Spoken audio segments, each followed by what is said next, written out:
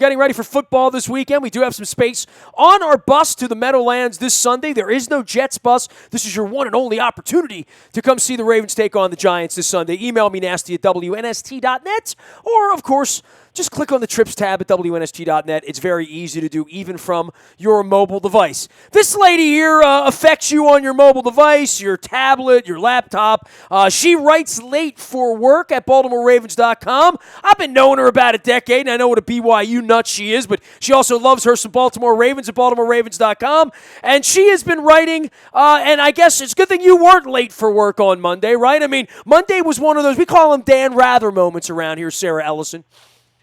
Yeah, what a big day. I can't say that Monday was a huge surprise, but maybe a little one. You didn't know that the Ravens were going to let go of Mark Trestman after 5 weeks of the season, but I don't know that the Ravens and John Harbaugh had any other decision to make. The offense has clearly been underperforming.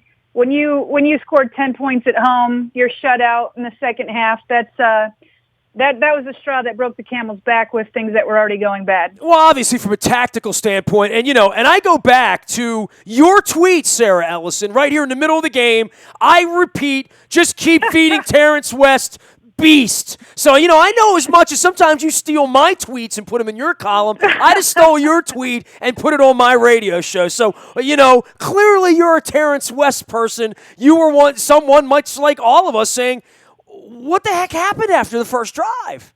It was just inexplicable. I mean, 72 yards in that first quarter, and then the second quarter, I think 2 rushes for 0 yards, and then finally he got it going. He got a big gain again in the third. And listen, I'm not saying that Terrence West is the best back in the league, or that he's the second coming, but my heavens, against one of the worst rush defenses in the league, he clearly had his mojo going. And to me, the potential of the Ravens offense, you couldn't have seen it better exemplified than on that first series. That first series where it was West and Buck Allen and then Flacco throwing it, and it was just so balanced. To me, for 9 years, you've seen what the success is with the Ravens. Of course it starts with Joe Flacco, but Joe Flacco is better with, I'm not saying the best rushing attack in the league, but at least an efficient one that opposing defenses have to at least respect.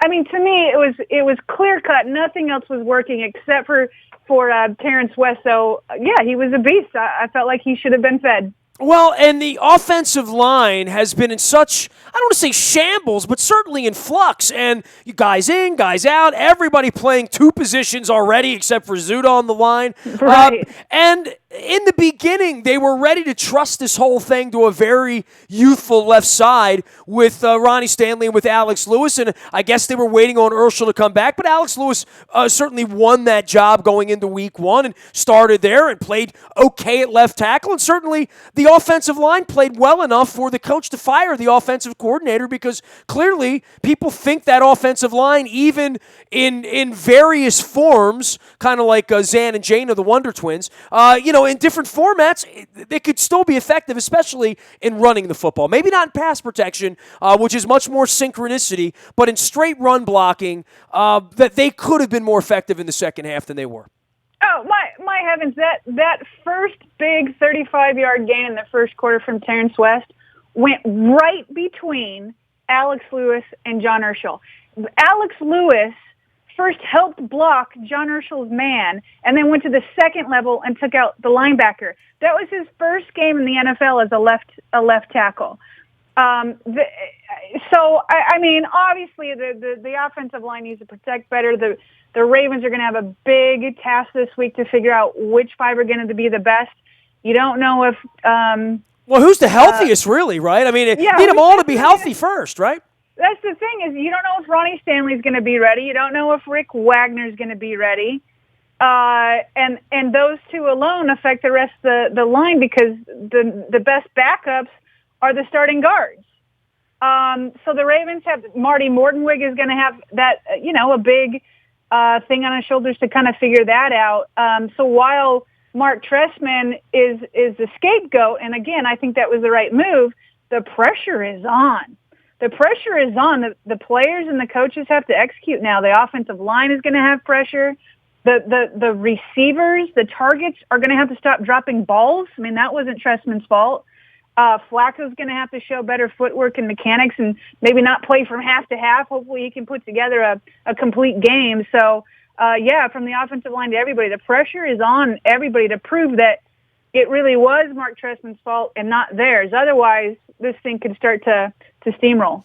Well, the good news is 2 trips to the Meadowlands. We're taking the bus up on Sunday. Other teams taking the train on Saturday night. Same journey, same hotel, same places, same trip, 2 different teams. And, hard for me on the outset to say which of these is worse. Probably the Jets. But these are 2 really struggling teams we're going to see the next 2 weeks. Both of them are on 3-game losing streaks. The Giants, I believe, are 2-3 now, and the Jets are 1-4. You give up a lot by winning back-to-back home games.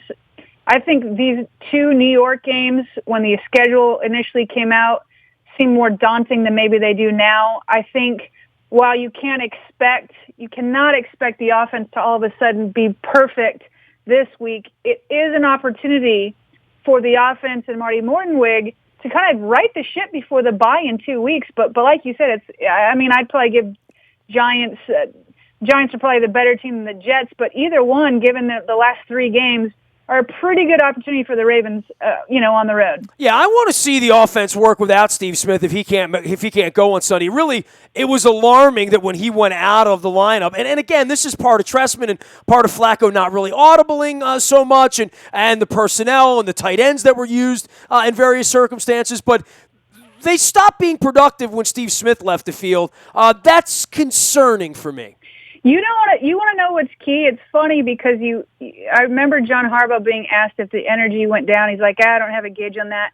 But when you went into the Redskins locker room, I can't remember which player it was, but a defensive player said he absolutely felt a different energy level after Steve Smith left the game. That cannot happen. That cannot happen. Well, nobody's going to go out there and mix it up and talk. And I mean, they're just – I don't think Perryman's that guy. I don't believe Kamar Aiken isn't that guy. That sort of energy only comes in that kind of a package with an 89 on it, I think. Totally, but you have to have – if the talk isn't going to be there, the play has to be there. And obviously, I mean, it's hard to expect too much. I mean, Perryman is still after a year of not playing, and these are his first NFL games, but, he has to catch that beautiful pass that Joe Flacco wasn't accurate all the time, but hit him right in his hands in stride, and it went through Perriman's hands, and then obviously he didn't get his foot in, it was a gorgeous catch that he made. He just needed an inch to get inbounds. I knew those pink shoes were a bad idea for that reason, I mean, everybody looks faster in pink shoes, don't they? They really do. Yeah, and in the contrast of pink to white, you can just see where his foot is too easily with those cameras. So, but then, like Mike Wallace at the end, I mean, he took a brutal hit, but if he holds on to that ball on that 4th down, then the Ravens are still alive. And so nobody's asking them to be the players, the personality that Steve Smith is, but they have to step up to be playmakers and make those plays when the team needs them most. Sarah Ellison covers all things Ravens at Ravens.com. She does Late for Work, which many of you subscribe to and get each and every morning at Ravens.com. She's also out on Twitter at SG Ellison. That's ELLISON. Tell everybody about Late for Work. And I guess when these sorts of things happen on a Monday, that's kind of sort of what Late for Work's all about, right? Like sort of instant reaction. And believe me, there was plenty of reaction here. I found out when my wife said to me, hey, I just got the NST text that Mark Trestman got fired, but Monday's what Late for Work's all about, right? What was brutal is I turn Late for Work in usually at 8:45 a.m. every morning, and then it gets to the site between about 9:20ish or however long it takes to kind of turn it around. So it was up there for all of 6.5 minutes before the news broke. It was up for a few minutes, and I had gotten my card because I write it at home. I got to wake up at like 5:30 to do it. So I finish it up, and then I go into work, and I'm like in the car, and my phone starts blowing up, and it's all about Mark Trestman. So my Mark Trestman reaction actually came this morning. Today I did 5 things to know about his dismissal. So it was one of those days that, I felt too early for work. Yeah, I had the same problem. I do a lot of post-game here on Sunday night out on the internet, and I had Coach Billick on, and we had talked about it because, quite frankly, a bunch of the reporters after the game, and I don't get along with most of those guys, but there are a handful that I do respect and like, and we were like sort of talking amongst ourselves saying, this is a weird locker room. I mean, Marshall Yanda had nothing to say. Steve Smith was in a particularly foul mood after the game. Obviously, Joe took the podium and said the things that Joe said about the embarrassment of walking off the field, and we all kind of scratched our head and said maybe. And then you're thinking, well, the Ravens are a stable organization, and they're not knee-jerk, and they're not going to react to bad things, but they're also going to fix something if they see something on the inside, because the last time we had an offensive coordinator fired, it was after a loss to the Washington Redskins, right, in the middle of the season. A decorated offensive coordinator, and a guy who's a capable guy in Cam Cameron, and a guy they won a lot of ball games with Cam Cameron. But obviously, when John sees this problem, you work to solve it. That being said, it's not a good look 5 offensive coordinators for Joe Flacco since 2012. That is a little alarming. Well, you have to put that in perspective. 2 of those offensive coordinators went on to become head coaches. So, those obviously aren't alarming. That happens, right? It's pretty much normal with every offensive and defensive coordinator, but I'd say it's more of a norm for an offensive coordinator. If you have a good year or a couple good years as an offensive coordinator, you are the number 1 hot candidate for the next time a head coaching job opens up. That's not just the Ravens, that's everywhere. So it happened with Jim Caldwell, and that happened with Gary Kubiak. And Kubiak was going to come back until he got his dream job. So you have to, put that into perspective. If you take like Andy Dalton, right?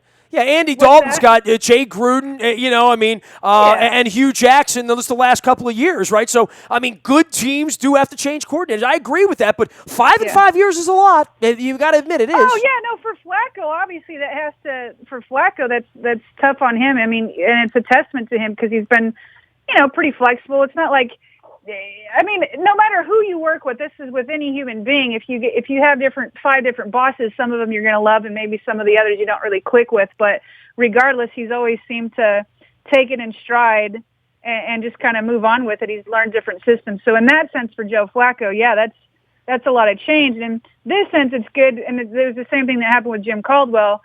He already has a relationship with Marty because Marty's been the quarterback's coach since the beginning of last year, and Jim Caldwell, Joe Flacco already had a relationship with him. So hopefully that gives him something in this transition. Sarah Ellison covering all things Ravens and late for work at BaltimoreRavens.com. You can follow her on Twitter as well at SG Ellison. It looks like S. Jellison, but that's okay. You're also on Unscripted from time to time as well. You and the fellas around there getting together. Luke Jones makes a cameo there once in a while, Yes, I was on with him the other day. It was fun to debate with him. It was good times. All right, well, I'll shave if you had to wear a purple shirt if you ever want me on. All right. Well, I'll talk to the producer. That's above my pay grade, Nestor. But yeah. I'll give him the Luke's tip. there. No, I'm just saying. I'm not jealous, but it's great seeing Luke there. I always tell Luke he should grow out the beard when he's on the show. It gives him that. It gives him a little more football feel to him. But it's almost November. We're getting there, right? A couple weeks away from that for him. We're getting there. I am in no position to give anybody fashion advice, so. Have you seen me on the internet? Come on, man. I shave just to not scare people every 5th or 6th day. So, I hear you.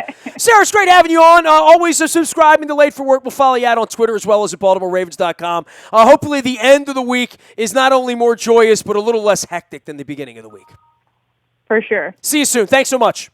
All right, thanks, Nestor. There she goes, Sarah Ellison, Faith Family Football editor and writer for the Ravens, and you can follow her at SG Ellison out on Twitter and at Unscripted from time to time as well, and we appreciate her coming on. Baltimore's best newspaper, it delivers every morning at 7 a.m., And I brag about it a little bit. I should probably brag about it more. We've had many, many subscribers over the years to our email newspaper. It's digital. It's not like a hard newspaper, but it comes to your email inbox at 7 a.m. Lots of folks read it on their mobile device. I get a lot of feedback on that. All of Luke's work's up there, my work as well as all the headlines, box score standings, all that good stuff, and it's all brought to you by Planet Fitness and planetfitness.com. Nasty at WNST.net reaches me. Facebook, Twitter, LinkedIn, Snapchat, Instagram, streaming live on our Facebook Live as well as our YouTube WNSTV channel. We are WNST.net, AM 1570 and WNST Taos in Baltimore, and we never stop talking Baltimore sports.